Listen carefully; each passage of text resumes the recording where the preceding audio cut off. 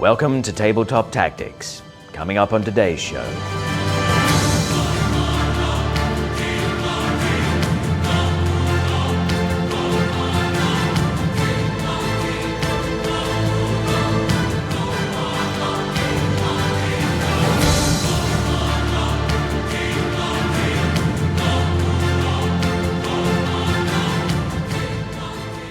Hello everybody, it's your old pal Beard here, and I am talking to you today about all of the new stuff that we've decided to buy for the Sisters of Battle. So Sisters of Battle is one of the new codex which came with a lot of new units. We have been seeing maybe not as many new codex as we'd like, but certainly quite a few coming out recently with the odd model here and there. The Sisters, however, got a whole bunch of new units, which is very, very exciting, and it does now give us an opportunity to expand our Sisters of Battle force and make it fit into the new 9th edition meta. So we have bought a lot of new units, lots and lots, and you should see all the boxes coming up. We haven't got anything painted yet. Everything has arrived very recently, so we will get to work on getting these put together for you soon. But in the meantime, I thought I would just take a moment just to go through what we bought, why we bought them, and why maybe you should also consider getting them for your Sisters of Battle army. First things first, it's Morven Vahl. She is the Abbess Sanctorum of the Adepta Sororitas. And she's also an absolute weapon. She is an incredibly strong character in terms of her damage output, her speed, her survivability, and her ability to also buff up friendly core units around her as well. She is really good, and we would probably recommend her for most lists that you'd be running as a Sisters player. Bonus, she's a great model. But yeah, she's got some killer rules as well. So in terms of her ability to not be destroyed, she's got 8 wounds, which is very nice. She has a 4-up invulnerable save. She has a 4-up shrug against mortal wounds. She has a 4-up shrug against regular wounds. Damage is halved, rounding up, and she's not targetable. So you're going to need to do some work to get close enough to her to start putting some wounds in, and then when you do, she has the ability to just not be wounded, essentially. She's got a 2-up save normally, plus everything else. She's a very hard nut to crack, so she shouldn't be going anywhere too quickly. Now, she can also do the business as well in terms of her damage output. She has a special heavy bolter called Fidelis. It's strength 6 heavy bolter, essentially. So she does have some nice range ability. She's also got a pseudo cyclone missile launcher in that Paragon Warsuit hull as well. And she's also got a couple of ways that she can deal a huge amount of damage in combat as well. So she has, with her blade thing, it's called the Lance of Illumination. So there is a sweep attack where you can essentially do about 10 attacks at strength 5, -2, yeah, -2 damage 1. And she also has a strike attack as well, which is much more potent. It's damage 3, it's timed, it's 5, 6, strength 8, I think, -3, 6 to do mortal wounds in addition.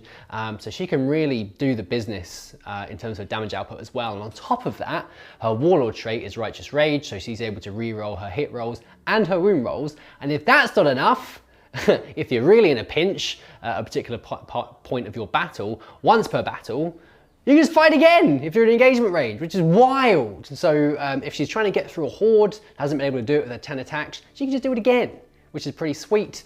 And if you're trying to kill a big gribbly or that important character, or you need to get something off an objective or destroy a vehicle or whatever, you can do it with the strike attack, which is very cool indeed. And finally, being a supreme commander of the Adepta Sororitas, she can also buff some units as well. So core units within 6 of her can re-roll hit rolls of 1 and wound rolls of 1, which is pretty wild.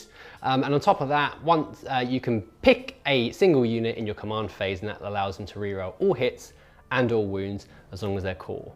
So let's be very clear about this. She's pretty sweet. Yeah, she's kind of expensive, but with the amount of stuff that you get with her in terms of her ability to buff, kill stuff, be kind of quick, and also be very hard to remove when you're thinking about your opponent's secondaries, she's an A+ pick, in my opinion. Next, it is the Paragon Warsuits. A controversial one. I think people have their opinions swayed on based how they think they look. But actually, they look pretty cool, and they're a really good unit as well.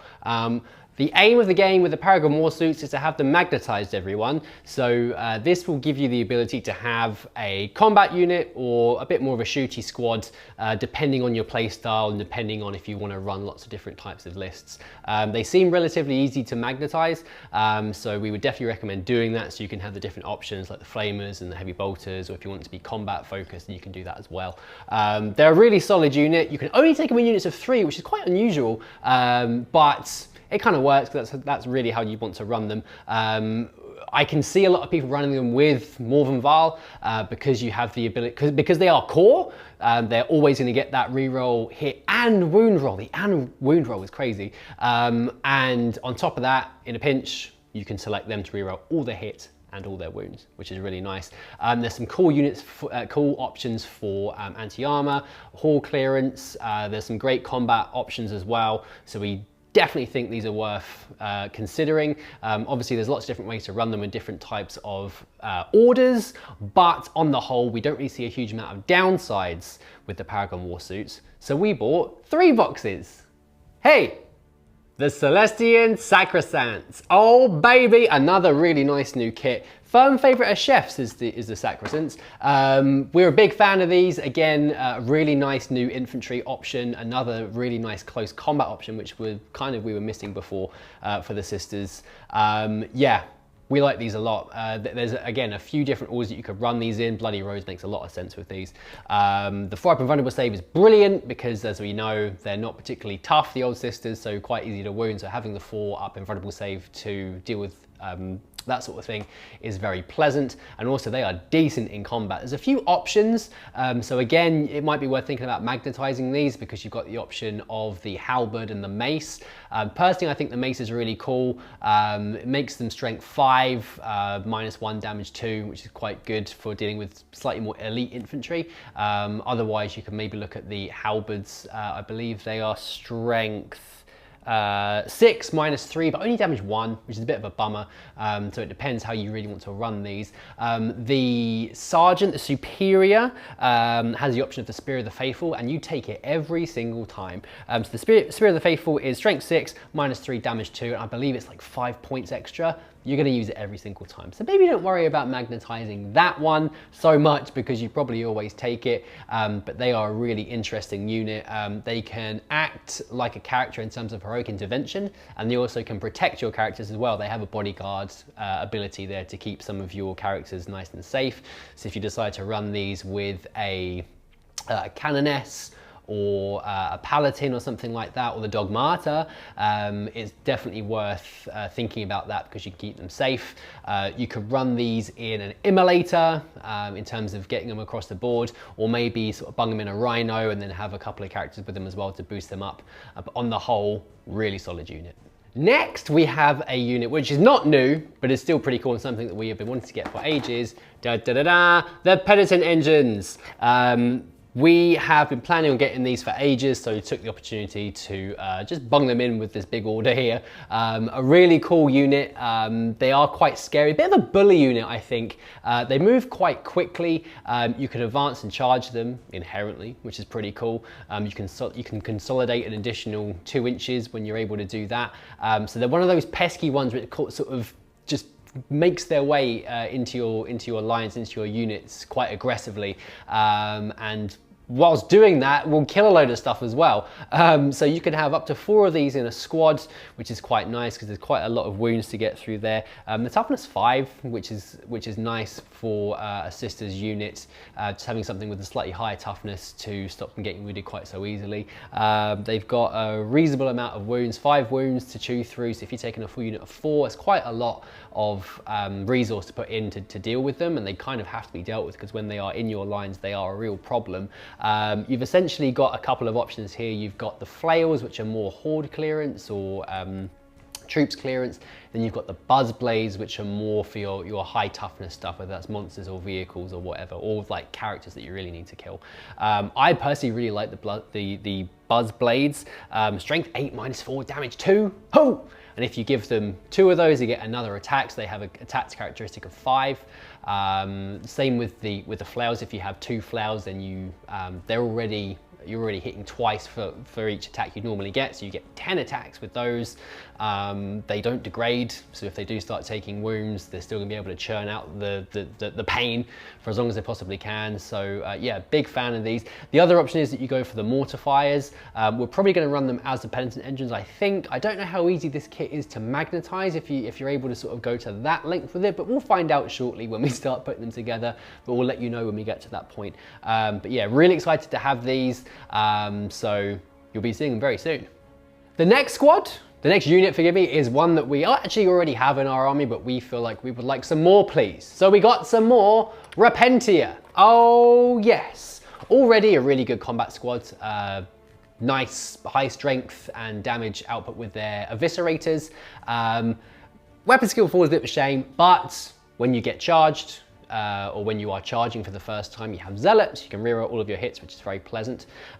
You can boost them up further by having a repentia superior, because now in the command phase, the repentia superior can pick a unit of repentia, they can advance and charge, which is huge, it's huge.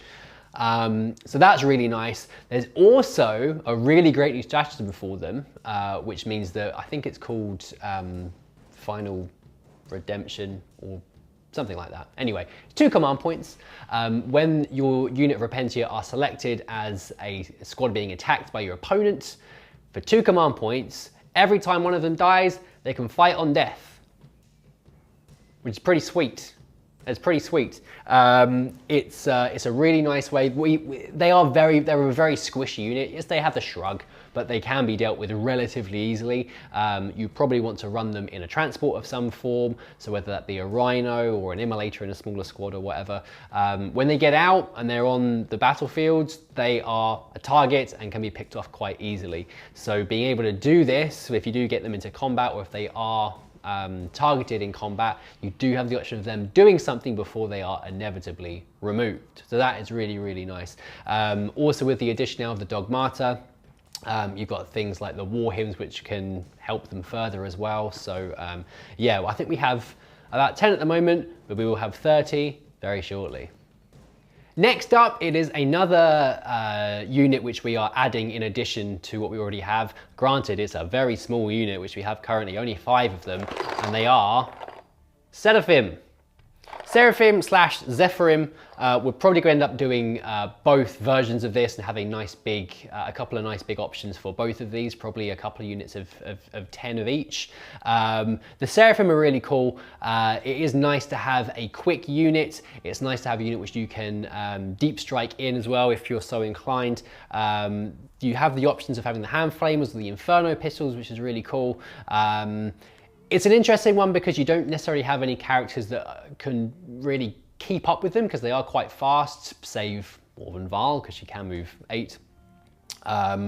But they probably can do some nice little tricks. They can hop onto objectives, they can put pressure on as and when. The Seraphim I actually really like. Having a whole squad with all of those power swords is really, really cool. And yeah, it's a nice quick combat squad that can get the job done. One of those ones where target priority might be a bit of a head scratch if you're your opponent because they are very quick, not necessarily got the highest damage output and not necessarily are too much of a threat, I guess.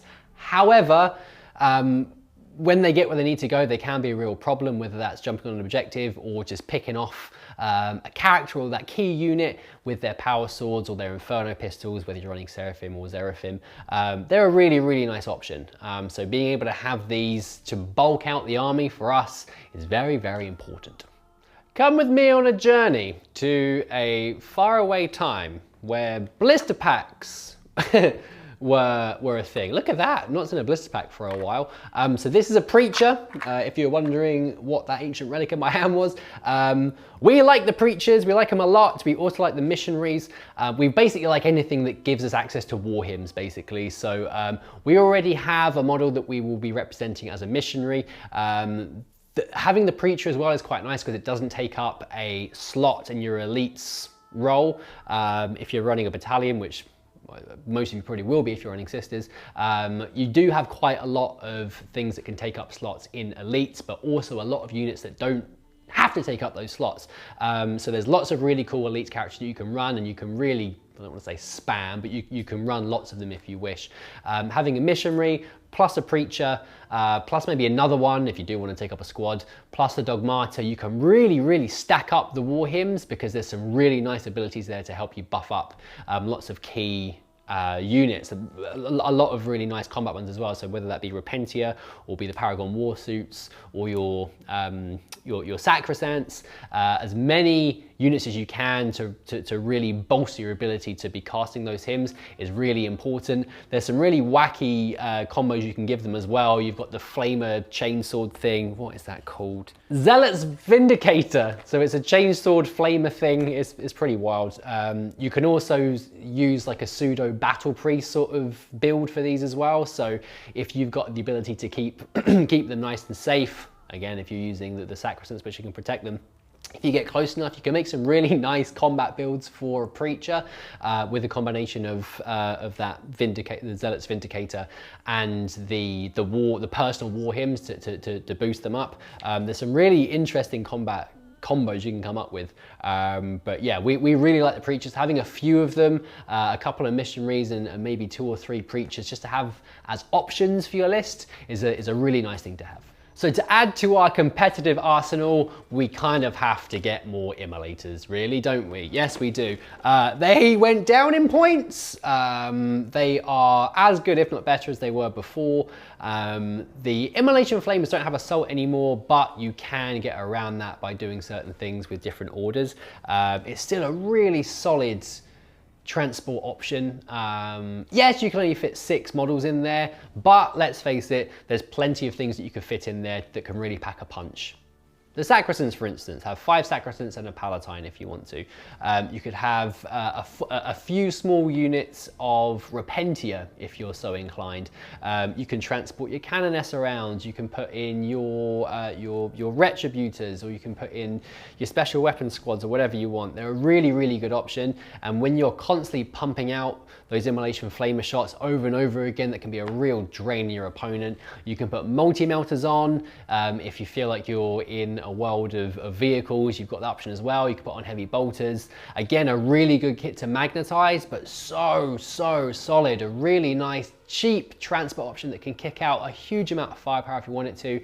It's cheap as chips, as quick as a Rhino, which is fine, but a really solid option. We'll probably end up getting 6 at some point. It's not a priority, so you won't be seeing 6 immolators soon because we've got enough to be getting on with.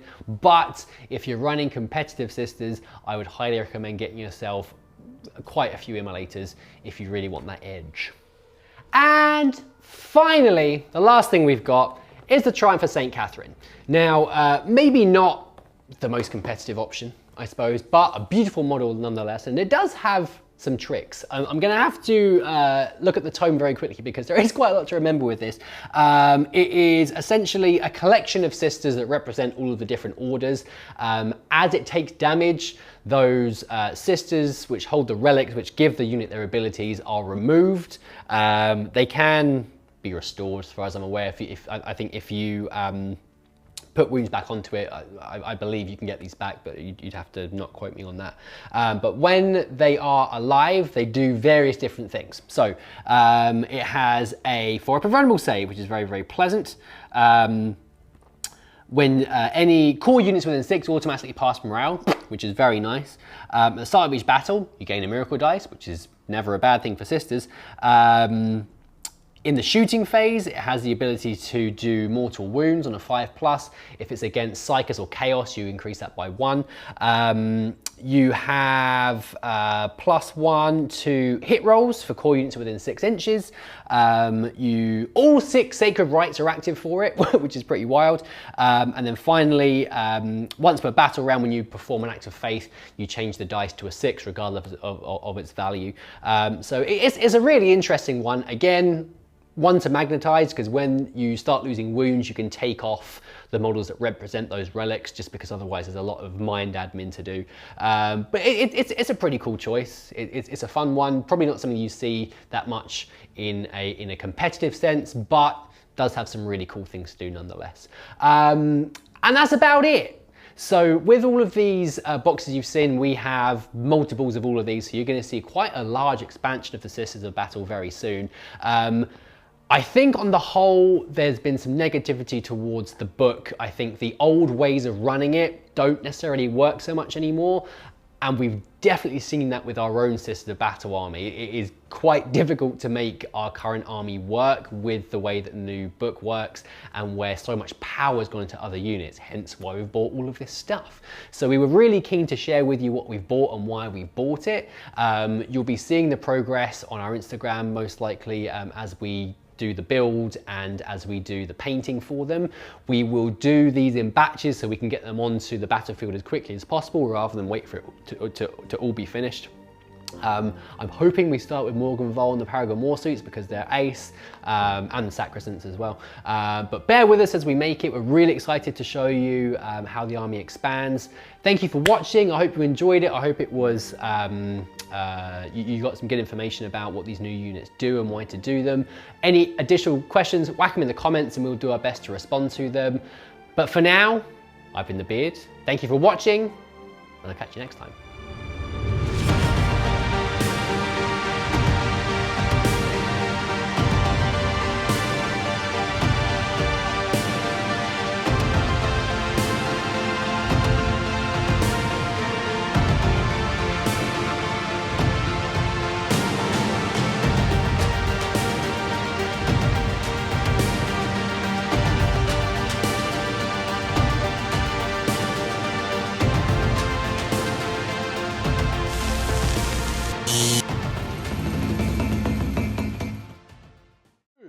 Huge! Huge! Huge! Huge! Huge!